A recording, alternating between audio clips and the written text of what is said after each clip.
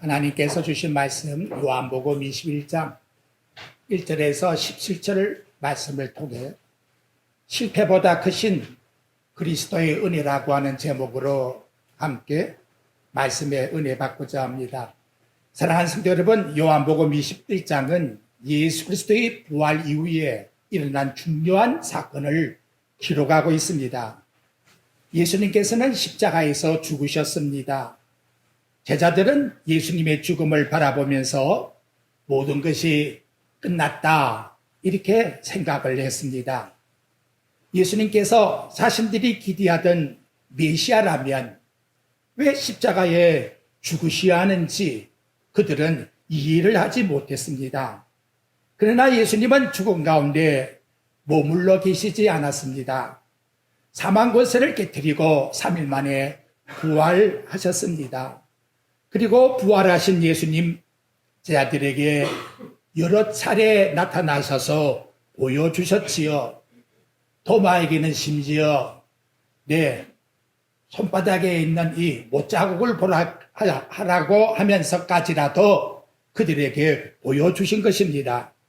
그런데 오늘 본문에 보면 놀라운 장면이 나옵니다. 부활하신 예수님을 만났던 제자들이 다시 디비라 호수로 돌아갔습니다. 베드로가 말합니다. 나는 물고기 잡으러 가노라. 그랬더니 다른 제자들도 우리도 함께 하겠다.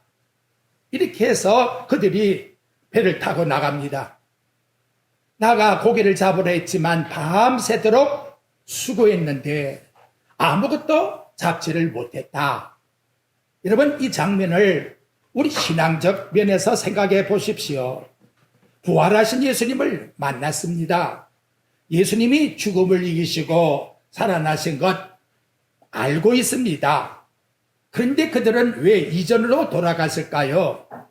이 질문이 제자들에게만 해당되는 질문이 아니라 저와 여러분에게도 중요한 질문이 되고 있는 겁니다.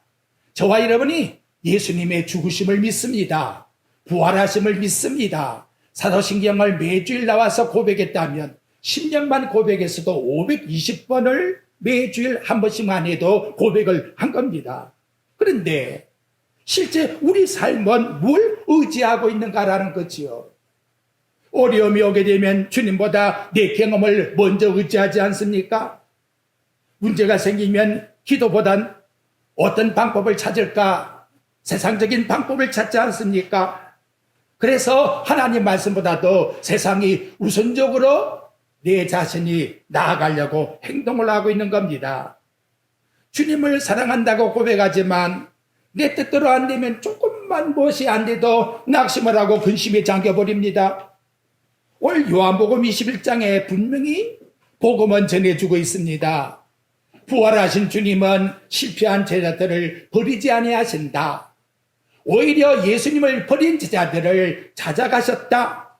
회복시켜 주셨다. 다시 사명을 맡겨주셨다. 그리고 이 모든 걸 통해서 우리에게 보여주시는 것, 이것이 우리 인간의 실패보다, 제자들의 실패보다, 저와 여러분의 실패보다, 따라합시다. 그리스도의 은혜가 더 크다. 이걸 꼭 마음에 두셔야 돼요. 그래서 첫째, 실패한 제자들을 다시 디비라 호수로 돌아갔습니다. 1절에 봅시다. 그 후에 예수께서 디비라 호수에서 또 제자들에게 자기를 나타내셨으니 나타내신 일이 이러하니라. 2절에 보면 제자들의 이름이 쫙 나와요. 다 거물급이지요. 시몬, 베드로, 도마, 나다나엘, 세베대의 아들 요한과 야고보지요. 다른 두 제자가 함께 있었다. 3절에 베드로가 말합니다. 나 물고기 잡으러 간다. 그랬더니 그 마음이 동조되어서 다른 제자들도 가버렸어요. 그들이 배를 타고 갈릴리 바다로 나갔는데 밤새도록 그들이 어디에 출신입니까? 어디 가면 물고기가 많다는 정도 다 알고 있는 베트남이에요. 그런데 수고했는데 그날 밤 아무것도 잡지 못하였더라. 성경이 이렇게 말씀하고 있다는 거지요. 왜 아무것도 잡지 못했다는 걸 성경은 이렇게 자세히 우리들에게 드러내려고 할까? 그런데 이보다 더 중요한 것은 분명히 본문이 말씀하고자 하는 의도는 인간의 경험과 능력으로 그렇게 밤새도록 수고했다 할지라도, 많은 경험이 쌓여있다 할지라도 결국은 실패의 경험을 맞이한 것이 인간의 지혜다.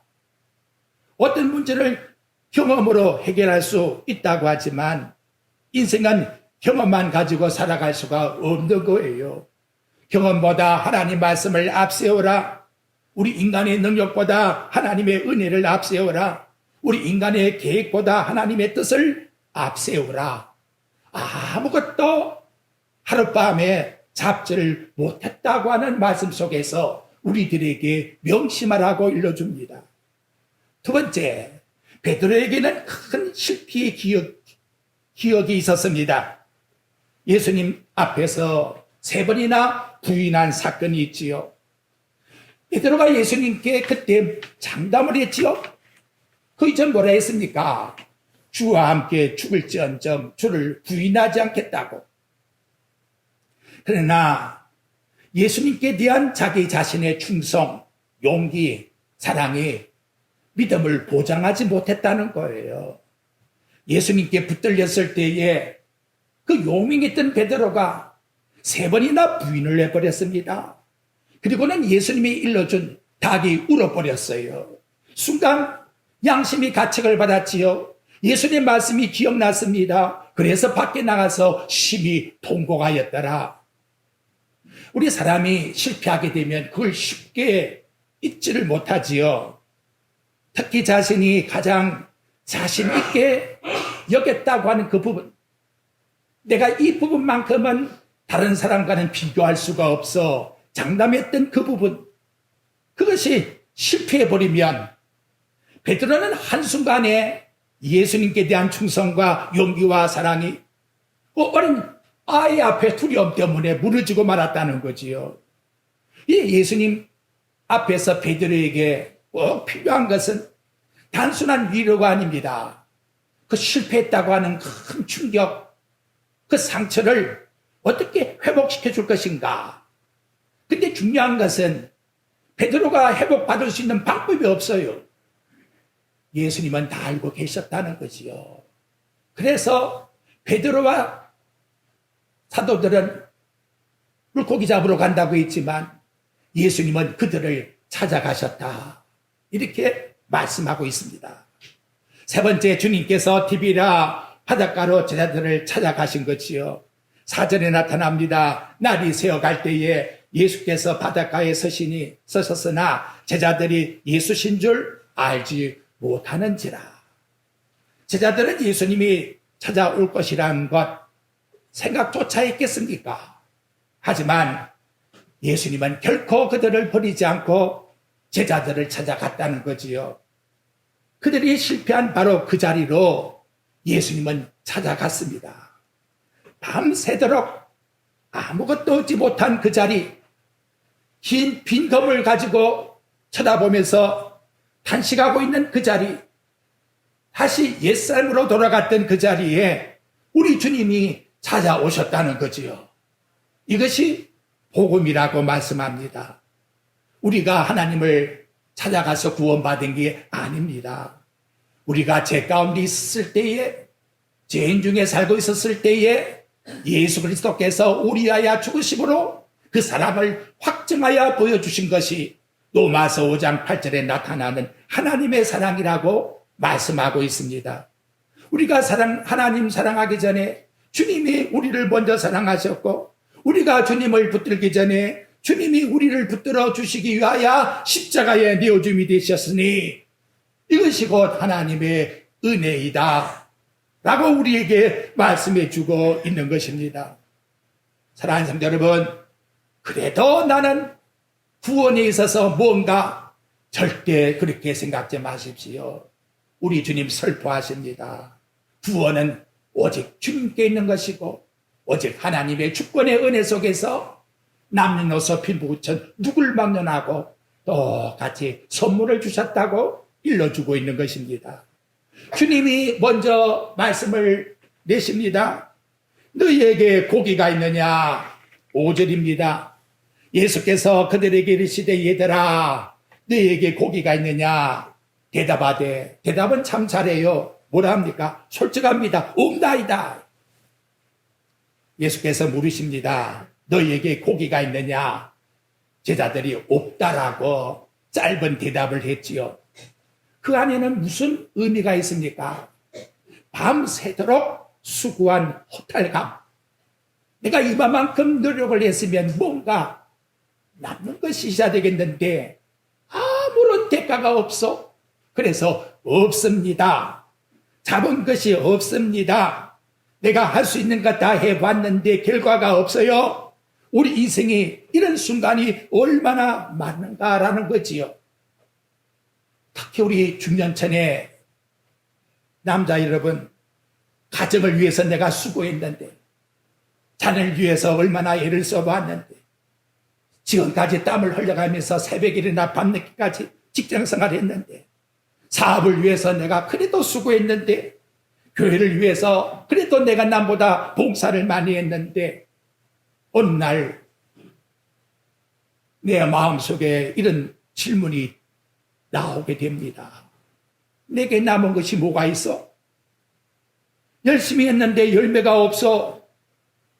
그렇게 기도했고 신앙생활 했는데 내 환경이 바뀐 게 뭐야?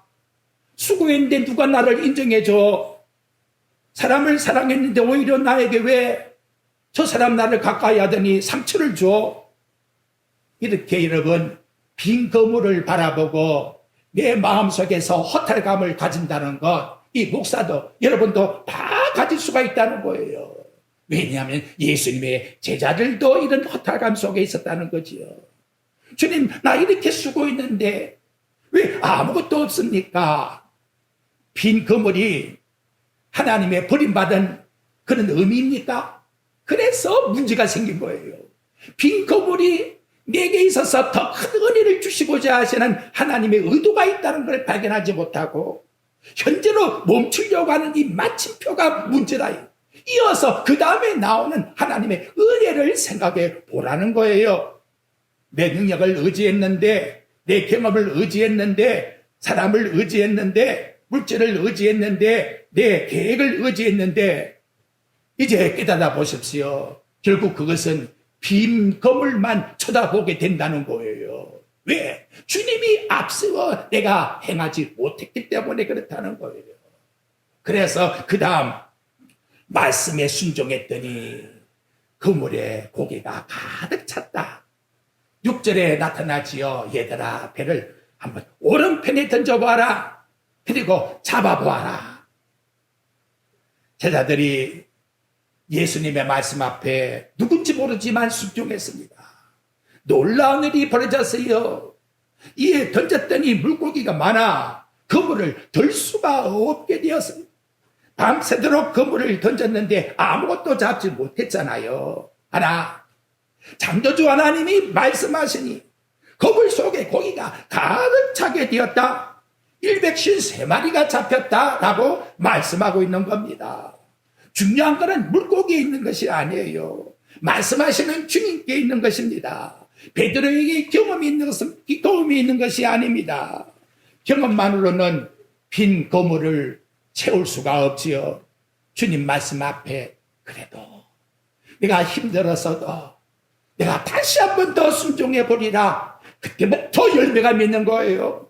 우리 신앙생활 마찬가지입니다. 경험 중요합니다. 그러나 경험이 말씀보다 앞서는 안 되는 거예요. 오래 믿었다고 해서 내가 말씀의 박사라고 해서 이것이 남보다 자랑거리가 되는 것이 결코 아니라는 거예요. 오래 믿을수록 더 말씀에 붙들려야 합니다. 나는 이런 재주가 있는 사람입니다. 나는 이것 잘 알고 있어요. 이런 생각이 하나님 말씀보다 앞서게 되면 결국은 빈 허물을 가지고 허탄하게 된다는 거지요.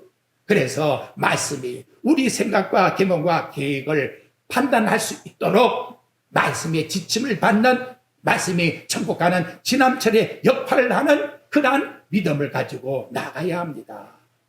다음 요한이가 바로 왔어요. 주님이시다. 7절입니다. 예수님께서 사랑하시는 그 제자가 베드로에게 이르되 주님이시다 하시니 요한이 첫 번째로 예수님을 알아보았습니다. 주님이시라 왜 알아보았습니까? 주님 말씀과 그 결과를 통해서 제자들이 주님의 말씀을 따라 그물을 던졌는데 그물에 고기가 다르겠다는 거지요. 이렇게 한 것이 과거의 경험이 있었기 때문에 요한은 깨닫고 주님이시다. 영적 눈이 떠여야 하는데 영적 눈이 꼭 필요하다는 걸 우리에게 보여주고 있는 겁니다. 주님께서 말씀하셨는데도 처음에는 알지를 못했잖아요. 주님이 인도하셨는데도 지금까지 내 마음과 생각을 내 머리카락까지 다 세심받았는데도 마치 내가 살아온 것처럼 에베네셀이라고 하는 고백을 못하고 있다 이 말이지요. 그러니까 자꾸 빈 거물을 보고 허탄한 생각 속에서 스스로 자충수를 두고 있는 거예요. 오늘 우리 주님의 은혜 우연히 생긴 게 아니에요. 저와 여러분이 살고 있는 것 우연히 생긴 게 아닙니다. 환경을 바라보는 사람이 되지 말고 말씀을 붙들고 주님을 바라보는 사람으로 살아가라 라고 우리에게 교훈하십니다. 다음, 주님은 실패한 자들에게 식탁을 준비하셨습니다. 9절입니다. 육지에 올라와 보니 숯불이 있는데 그 위에 생선이 놓였고 떡도 있더라. 손반찬이지요. 여기서 주님 마음을 보십니다. 예수님 제자들에게 먼저 책망하지 않습니다. 왜 이렇게 했니? 왜 못 잡아서 너 기술 좋다면서 한번 해봐. 이렇게 빈정한 말 주지 않았다는 거예요.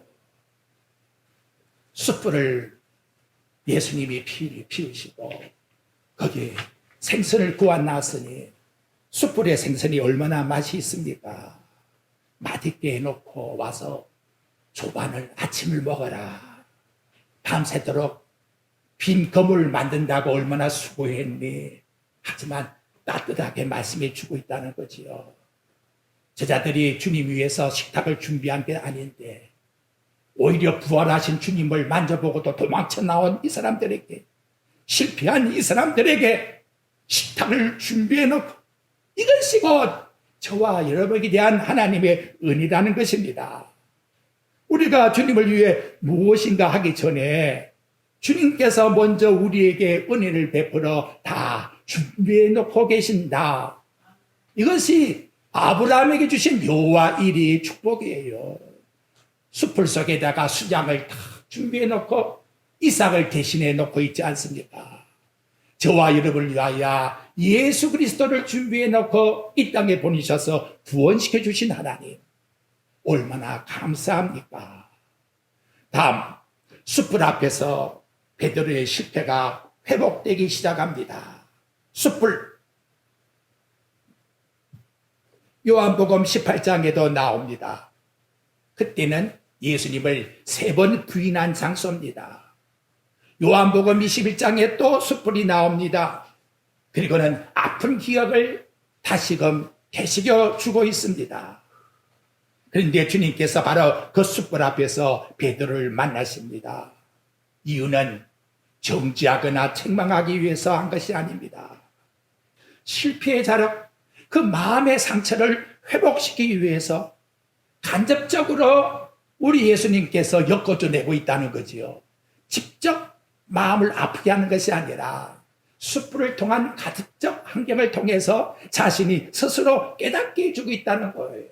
과거에 내가 실패한 숯불이었는데 생각하기 싫은 사건이었는데 그럼에도 불구하고 우리 주님께서는 과거의 죄를 책망하지 아니하시고 우리 주님께서는 그러한 자에게 오히려 회복의 환경을 만들어주고 있다는 거지요.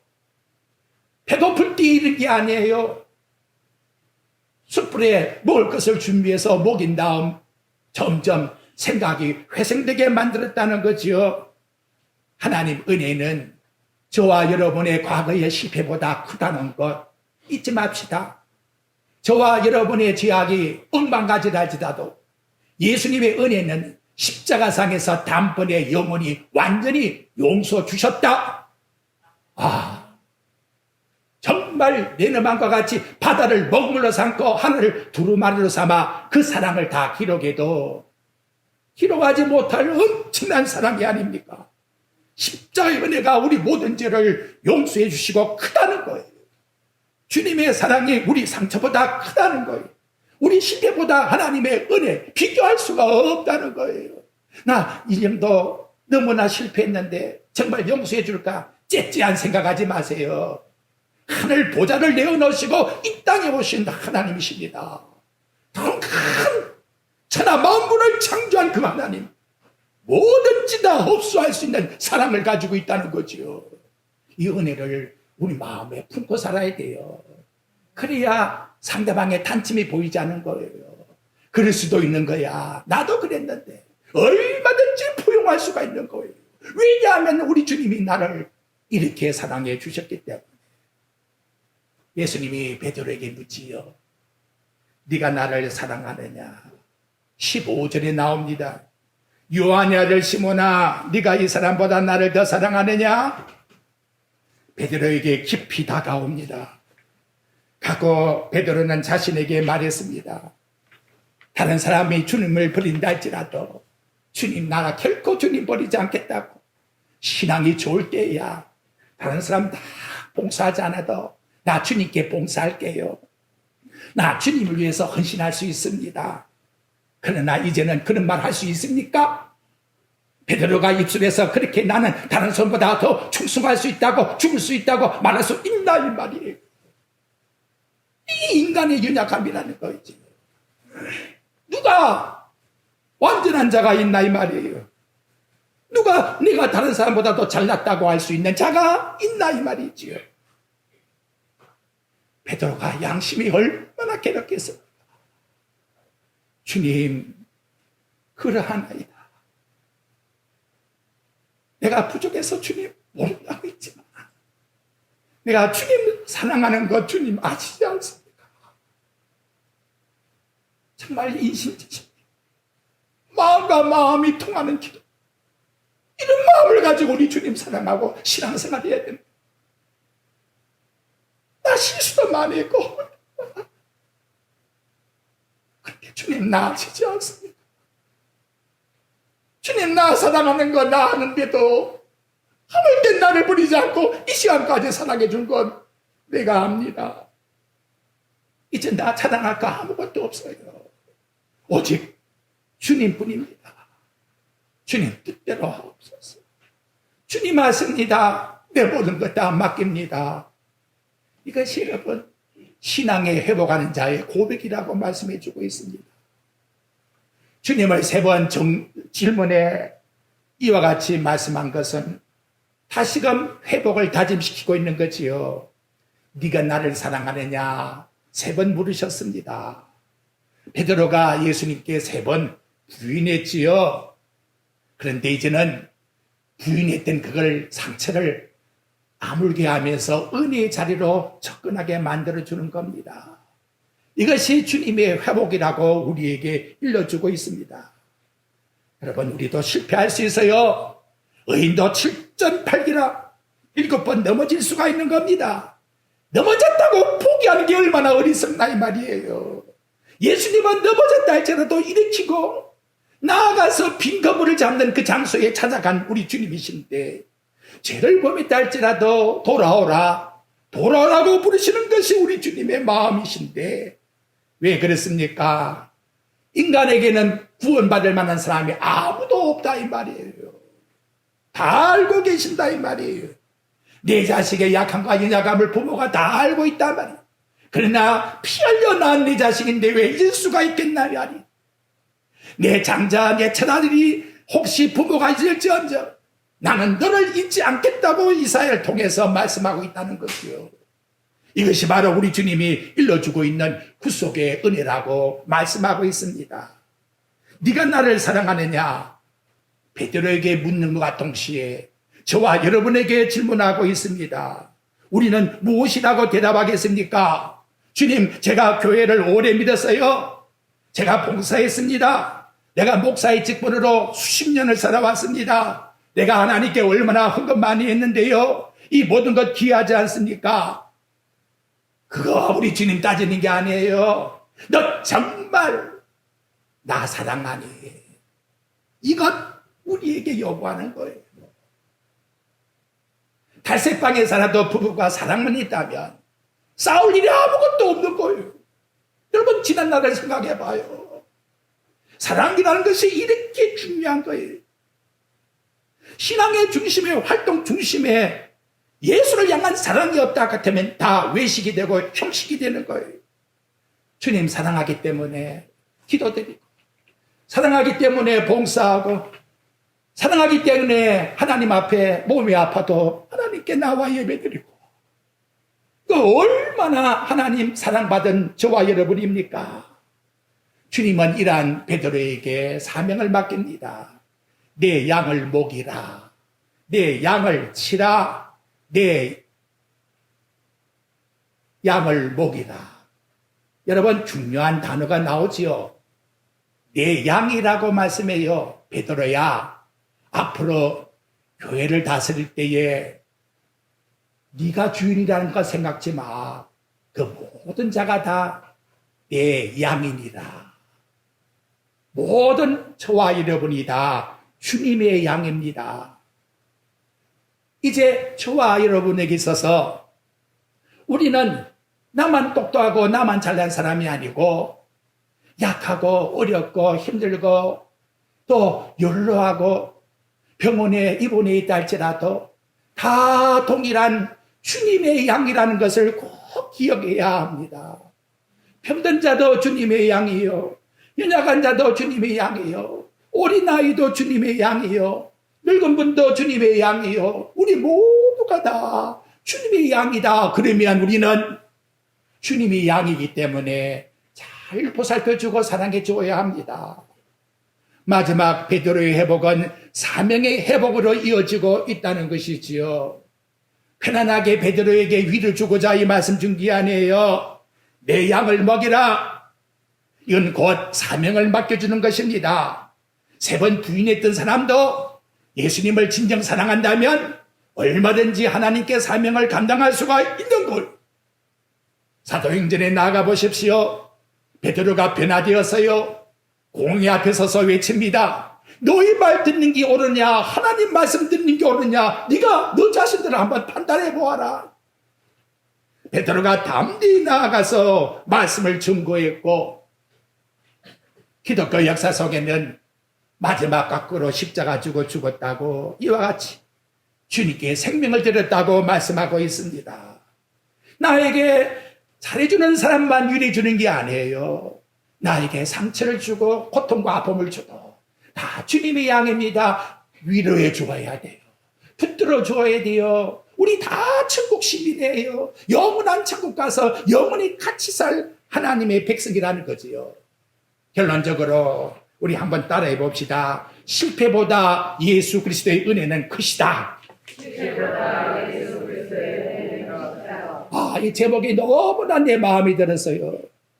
내 스스로가 은혜를 받았습니다. 우리 말씀 중심으로 돌아갑시다. 실패보다 주님의 은혜가 큽니다. 제가 말해도 십자가의 은혜보다 크지 못해요. 우리가 상처가 아무리 깊다고 해도 주님의 사랑보다 깊지 못해요. 우리 과거가 아무리 무거워도 그리스도의 용서보다 무겁지 않다는 거예요.